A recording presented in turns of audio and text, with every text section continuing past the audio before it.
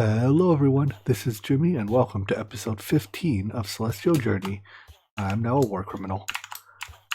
You can see that villagers, when they take damage in a smeltery, melt into emeralds, and each villager melts into about 10% of a single emerald. So by melting a lot of villagers, we produce a handful of emeralds. Yeah, it's awful. I'm sure one of the Divine RPG mobs drops emeralds, and it's better to farm it than melt villagers. But you can't stop me. I'm melting villagers. Anyways, I've also set up a spawner for these blaze archer thingies. What are they called? I'd have to go in there and check their name. But they drop these shards. They're wildfires. They drop molten shards. Molten shards are used to craft Call of the Watchers. It's basically, I built the same system I have over here that's building these things, but they build the ones that summon the Watcher, and then I pipe it into the exact same system, and we summon the boss. That way we produce these divine shards that we needed last episode automatically. Added bonus, a lot more EXP. Let's see what we're up to. Almost 1700 levels. That's crazy. And in terms of millibuckets, that's just over 10% of an experience obelisk. Sweet. Alright. So now that we have all of these shard thingies, I think we can go to the Eden, whatever that's called. Let's see about making that portal. I guess we're building all of our portals here under our base now. Not quite sure how this came to be, but that's how it is. How do I light this? Doesn't say. Huh. Let's try flint and steel. And that wasn't it. What about that ice globe?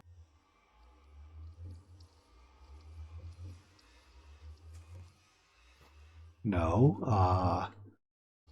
Here it is. We have to craft a Twilight Clock to light the portal. But I think to do that we need to do a bit more alchemy. This should be able to light that portal, according to the quest. Let's even claim our wonderful quest rewards, shall we? Ah yes, a wonderful nothing. Sign me up. Anyways, now that we've got this, perfect. So I think it'll lag a bit as the dimension generates. I'll be back when we're in there. Alright, we've made it to Eden, land of lush green, that's not green, yellow floating islands. I think we came here mostly for Eden shards, right? So Eden fragments. It looks like we can either kill mobs or mine ore. I think I'm just going to kill a few mobs. So if they drop them consistently, I'll just kill a handful. Hey, who shot me? Dick. Alright, yeah, it looks like they drop them pretty consistently. Oh look, cute little bunnies. Oh look, not so cute little whatever you are.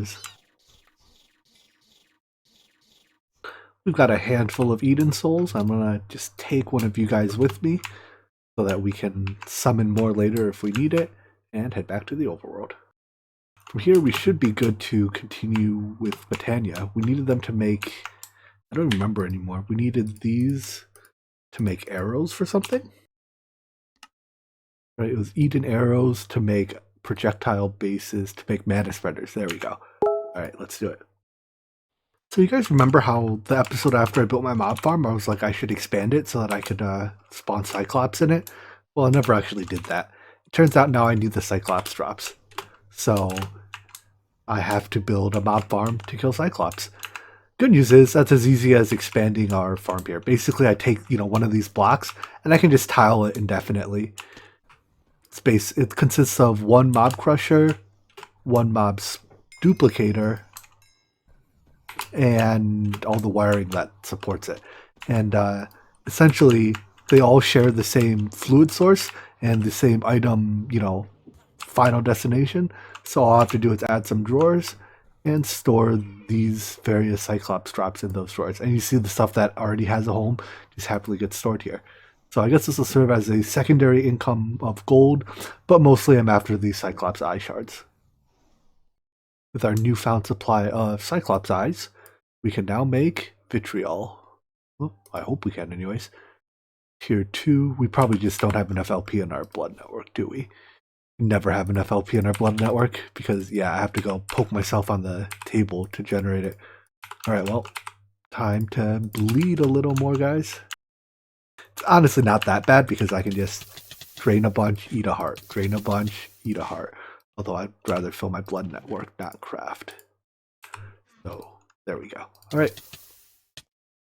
So let's see if we can make a few mana spreaders now. Let's start with 3. Alright. We also need a few mana pools, and I think we've already made the flowers, right? So I think mana pools hopefully have a decent recipe. Recall I looked at them earlier and they have regular recipes. So I noticed they have this dreaming mana pool, which is nice. It seems like it just merges 2 mana pools together. But for now, oh yeah, vanilla recipes, perfect. I'll just make a handful of these. We only need, let's start with 3. And we need our flowers. I forget what they're called. Endoflames. These burn furnace fuels to make mana. Alright, let's set it up. This pack gives you a lot of options for moving mana around, but it's still convenient to generate mana rather, centrally, I suppose. And since this is, I guess, the center of where we're doing Botania, we'll generate our mana here. So for the time being, I'll just kick off our Endoflames by feeding them blocks of coal. I think if you feed them something with too much burn time, above 32,000 ticks, they'll only burn for 32,000 ticks. But we don't have, I don't have fuels that are quite that good. Anyways, we can now see that these are filling with mana. They send their mana to the mana spreader, which I then have to bind to the mana pool. There we go. And then once that happens, the mana pool will shoot the mana into, or the mana spreader will shoot the mana into the mana pool, and we have it available for use. Since I have particles off, we don't see the little burning particles, but rest assured that it is working because there are these mana bursts coming out of the pool. So the mana pool is full, which implies that one mana pool cannot quite support 15 Endoflames. I didn't think it could, but oh well. We're wasting a little mana. That's alright. We'll upgrade our mana spreaders later. This whole mana setup right now is quite temporary because Endoflames are a very low tier flower. So I plan on upgrading them to better flowers later. Anyways, now that we're making mana, we can start putting it to use. The first thing I want to craft in our mana pool is mana steel. So there's a number of things you can do in a mana pool. The most basic is you literally throw items into it, and it gives you new items out. So there's a whole bunch of recipes. You can also use catalysts, which you place underneath the mana pool to change the behavior. And you can do stuff like even duplicate one item into 2 using mana. Unfortunately, that only applies to a small set of items, and generally speaking, it's not worth it for the amount of mana it consumes. But I mean, it's an option. Anyways, the most interesting recipes are these. You can go iron into mana steel, pearls into mana pearls, diamond into mana diamond, dusts into mana powder. There's a lot of dusts. And there's a few other things. Force relay. But yeah, for now, let's start with mana steel. So it doesn't take a lot of mana. You see, maybe it does. That little bit of mana in the pool was enough to make 11. But we're going to need a lot of mana steel, so I'll make as much as we have mana for, I guess. I think once we get a little further in Mystical Agriculture and Thaumcraft, we can make mana steel with mana steel seeds, which will be easier than throwing it in the mana pool. But this is what we get for now. Next up, for a quality of life upgrade, I'd like to get the Ring of Magnetization. Fortunately, that means we have to go through the ring. We have to go through like all the magnet tiers. So right now we have the electromagnet, then we have to go to the item magnet, then the blood magic magnet, and lastly the Botania magnet. However, Botania has a flower which disables the magnet locally, which is why I think it's a very good magnet. And I think the Eventually, yeah, we can upgrade it into the Draconic Evolution Magnet, which also has an item to disable it locally. All these lower tier magnets do not. So if you like, right now, if I have my magnet on, which I don't, and say I was doing, I was automating this thing, well, my magnet would yoink the items, and that's pretty annoying. So let's upgrade to the Britannia magnet. Another advantage of the Britannia magnet is that you can drop items with it. So if you drop items, it actually disables itself for a few seconds so that you don't automatically suck up the item you just dropped. And you see after a few seconds it turns back on. The other magnets, if you drop items, it sucks it right back up to you. It's like, come on, I just dropped this item. I don't want it back. But anyways, small quality of life upgrade. I am very happy to have it. So our next step in Britannia is to make the Runic Altar.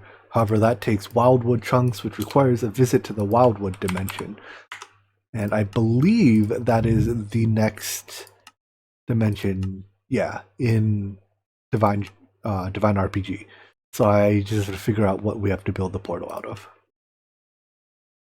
The portal to Wildwood is apparently made of 10 Eden blocks. That's some fragments, that's fine. The annoying part is we have to do a bunch more alchemy. And it's really annoying that we have to do so much alchemy before we can automate the collection of blood. But alas, what can I do? So I guess I'll have to go craft, let's see, 10 of these. So we need 40 Ambustio. It's not the worst. It's a little annoying that lava buckets don't stack, but whatever. A little batch automation helps deal with the lava buckets. It's a bunch of lava buckets fed in via hopper, and then the empty buckets are withdrawn with a filter. So this way I can, largely set it and forget it. I still have to keep refilling my blood network because 64 of these takes 64,000 life essence, and I don't have that much of my life in my blood network ever. So I just have to come here and poke myself a bunch. 10 Eden blocks, and we should be good to go check out the next dimension. This really is feeling a lot like Galacticraft reskin, but I don't know, maybe just because I'm blasting through it without really caring for the features of the mod. I'm just doing it because it's, in the way of my progression. But yeah, anyways, I'm going to dig a little space here so that we have room for more portals. Alright, Wildwood portal's now lit, so let's head on through. Somehow I feel like we're going to have to kill some mobs here for their drops. And I'll probably spawn them. Yeah, that loaded awfully quickly. Oh wow, we're in the middle of nowhere. Good thing we can fly. Anyways, it's very blue here. What more can I say? Despite killing you will give Wildwood chance. And I am the best at this game. Alright, so let's take one of you with us. We'll go drop you off in a spawner, and I don't know, we'll come back here later if needed. One of the beauties of using these industrial foregoing spawners over the Ender Isle variant is that we can, just like that, switch out what mob we're spawning. This one used to be doing wildfires, but if we check, we have 5,000 stacks of molten shards, so I think that'll keep us going for a while, maybe even for the rest of the pack. So we can now switch these over to these, whatever they are. It's from Eden or Wildwood, and they drop magic meat and Wildwood souls. It's the souls that we're really after. While these endo flames are temporary, I'm getting sick of coming over here and dropping coal every 10 odd minutes. So why don't I set up a system that'll automatically drop the coal for me? Since I know exactly how long it'll burn for, I can just set up a timer that'll tick, a thing that'll drop coal every 16,000 ticks. It's not a great solution, but it works. Alright, this simple contraption, relatively simple contraption, basically, it's entirely based around impulse hoppers. Every time the impulse hopper receives a redstone pulse, it'll transmit 16 coal through. Unfortunately, I thought impulse hoppers had a pulse bolt. Turns out they don't. But I'm just forming a three tick pulse, which seems to be enough to always give it exactly one set of items. But I think that is somewhat dependent on your capacitor tier as well. Anyways, because it's locked, it'll only transmit one set of items at a time. So it transmits one set of coal per pulse that gets pushed into a open crate, which drops them. These Solganias are the magnet disablers. So while these are chilling down there, my magnet, won't come over and yoink them. But they should get burned up pretty quickly by the flowers. And that just turns it all into mana. Now there are some issues here. For one, I guess the biggest issue is we don't automatically turn off the impulse hoppers when the pools are full. But again, temporary setup. I don't want to work too hard on it. So the other mana-infused variants of things we'll need are mana pearls, which are ender pearls thrown in a mana pool. These take a fair bit of mana, and mana diamonds, which also take a fair bit of mana. The quest also asks for some mana string, so I'll make it. And I'll use the last of our mana to make as many diamonds as we can. Alright, so that should complete these 3 quests, which reward us absolutely nothing. Sweet. But that does unlock the Runic Altar quest, so let's go craft that. Looks like it's a bunch of deeply nested recursive auto-crafting, but auto-crafting doesn't care if it's recursive or if it's nested or not. So, 1 Runic Altar coming right up as soon as it's done crafting. Alright. Complete the quest, once again, for absolutely no rewards. Anyways, not that quest rewards are a big deal. So the way the Runic Altar works is, why are these not running? Hold on. These should have gotten their next tick. Oh, I forgot to turn it on. Haha, turns out that matters. Anyways, let me fix that real quick. There we go. One quirk of timers is that when you turn it on, it starts at the, if we have a graph here, right, of time versus signal, it starts low and then it doesn't give your first pulse until this many ticks have passed. So at first I just prime it by throwing fuel on. I also just realized I'm dropping 16 when I only have 15 flowers. Oh well, who cares? Anyways, back to our Runic Altar. So the way the Runic Altar works is that it's very similar to our Petal Apothecary insofar as you drop items on it, but there's a step in between. So first, let's look at its recipes. First, you drop, depending on what you're trying to craft, let's pick something we'll craft pretty soon. Sure, the Rune of Air. First, you drop one of each of these things on it, and this is quite a list of items, geez. And then you shoot it with some mana until it's received enough mana, and then you have to drop a piece of living rock on it, and then you have to right-click it with the Wand of the Forest, and lastly, it pops off your items. So when you set these up, generally you want to set it up close-ish to your mana because you have to shoot mana at it. So I have a few more mana spreaders, and we'll want to aim them at the altar.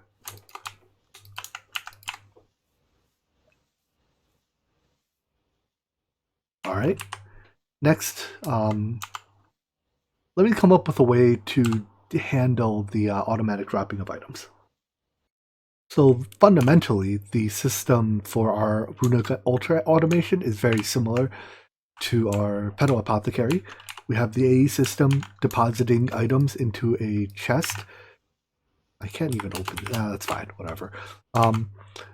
Then we'll use a builder to swap the chest with the chest that's chilling up here. And then we'll pull the items into an open crate to drop them onto the Runic Altar. We do this so that we can, be completely atomic in our transfer of items from the chest to the dropper. And we definitely need this in blocking mode. Now the rest of it's a little bit more tricky because the crafting is not, instantaneous like it is with the Petal Apothecary. The Runic Altar, once it has the right items in it, has to be blasted with mana for some amount of time. And the amount of time varies by recipe and depending on how good your mana spreaders are.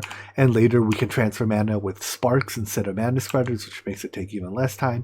Yada, yada, yada. So we have to take advantage of this behavior that the Runic Altar has, where it will emit a comparator signal of 1 if it is accepting mana, and 2 if it is ready to craft the rune. That is, we have to drop the living rock and right click it with the wand. Alright, so that's what this little gizmo here detects. If a redstone signal of 1 is detected, it will power this piece of redstone and this repeater. If a power of 2 is detected, it'll power both of these. So actually I want to reverse this, I think. I want the 1 on this side and the 2 on the other, and you'll see why in just a second. And here's a redstone in all its glory. Let's walk through it. Coming off the Runic Altar, we once again have our comparator that detects if it's accepting mana and if it's ready to finish the craft. So if it's accepting mana, its redstone signal is 1, which will cause this comparator to be powered. If it's ready to go, it'll emit 2, which will power this repeater. Now let's start with the 2 case. If this repeater is powered, it will immediately power this dropper, which will cause a single piece of living stone to be dropped, because when you power a dropper, it sends one random item in it to the inventory it's pointed at. It'll also activate our sequencer here, which after a 2-second delay, right, each square is set at 10 ticks. I might have to tune this timing a little bit, but after a 2-second delay, we'll send a redstone signal for 3 seconds on the brown channel, which turns our vacuum chest on, because this is input on brown. And this is what will pick up the final result. So that 2-second delay is to make sure there's enough time for that to drop and for the wand here to click it. Afterwards, any items that pop off should get sucked into our vacuum chest. I haven't done the item conduit routing to send the results back yet, but I'll do that at the end when I'm done testing it. Now, when the signal is 1 or greater, it'll power this repeater, which gets sent into this logic gate. This logic gate is a 3-way binary input, and I have it configured such that the left channel is effectively a Boolean value for is it crafting. If it is crafting, then for all states where A is on, then I want to disable the timer. So for all states of A, the output is on. Or if A is on, output is on. B, which is just, you see here, this lever is just a kill switch in case I want to manually turn the system off. And C is a measure of are there items in this chest. If there is as much as a single item in the chest, it will turn the comparator on, power the repeater, and C will be powered. So what essentially this logic gate here is saying is if the altar is not crafting and the kill switch is off and there are items in the chest, then do not output a redstone signal. In all other conditions, output a redstone signal. So that means that if the condition is met that the altar is not crafting, we have items in this chest, and the kill switch is off, then after 4 seconds, we will send a redstone pulse to the builder, which will cause the chest here and the chest there to be swapped. The lamp here is just, for visualization. Part of the reason we need the 4 seconds there is because, the process of dropping items is not instantaneous. So if we don't have this timer, then it'll just constantly retick, right? Even while items are being dropped. So again, 4 seconds is probably a little high, but we can tune timings as we go. Lastly, when the craft is done, the wand of the forest here has to click it. I just have a mechanical user constantly clicking it because as far as I can tell, that has no downside. So why don't we give this a shot? I'll go and code a recipe. We can see if it works. So of all the Runic Altar recipes, the only one we can craft for now without additional infrastructure is a Rune of Mana. So we'll start there, I guess. Let's start by requesting 1. Oops, I have to teach you how to make mana weave cloth. I think that's a very simple recipe. Yeah, it's just 4 of our mana string. Alright. So this takes a fair bit of mana in the form of all the stuff we have to throw into mana pools. But meh, we have it. Alright, so let's start by requesting 1.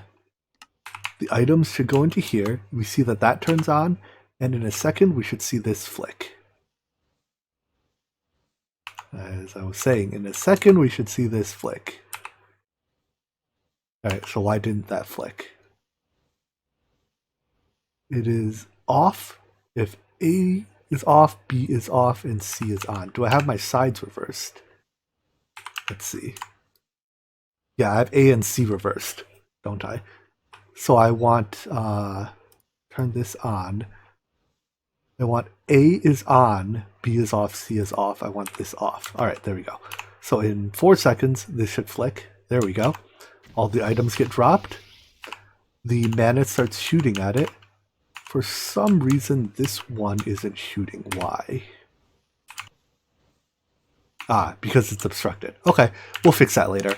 So anyways, mana is being shot at it. You see, because I only have very basic mana spreaders and only 2 of them at that. You know what, for now, I think if I move this mana spreader to here, it should have a line of sight.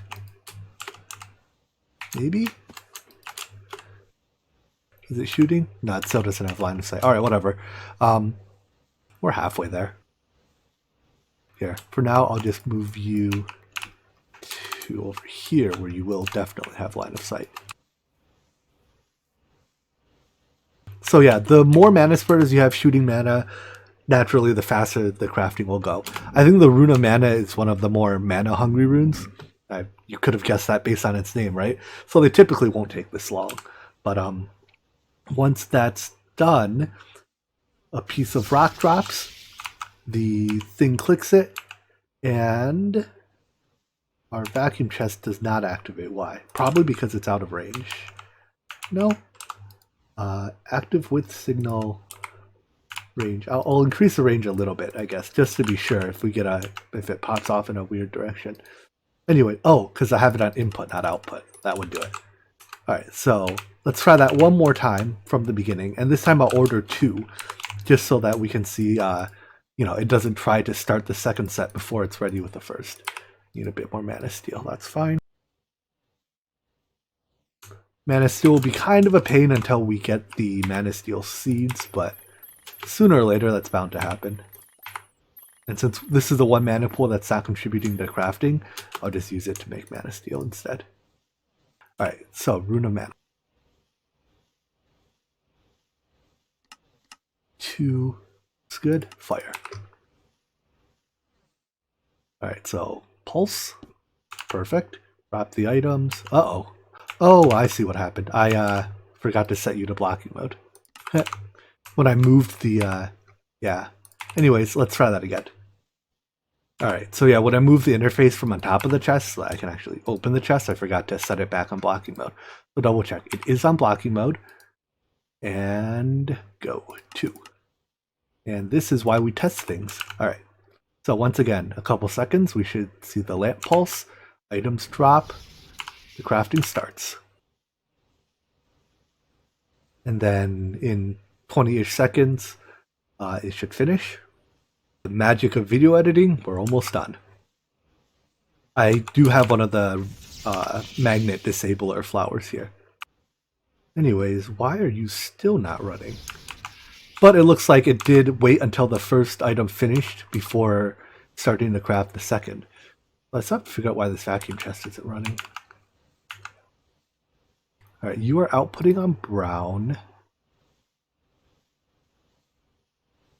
And that is... Oh no, it was on input. It is supposed to be on input. So what am I doing wrong here? Found it. I'm not actually pulsing the sequencer. This should be like that. So now when this finishes, the vacuum chest should turn on. And let's just confirm that. So after a second, please vacuum chest, pretty please, with a cherry on top. No? Alright, fine, you win. Man, I am really bad with inputs and outputs. This one should definitely be on output, not input. It's like my 7th time changing my mind. I'm like 90% sure that'll fix it, but we'll make one more rune just so we can be 100% sure. The last thing you want is to say it'll work when it doesn't. So we know this part's gonna work. Let's just see if the vacuum chest turns on at the end. Here goes nothing.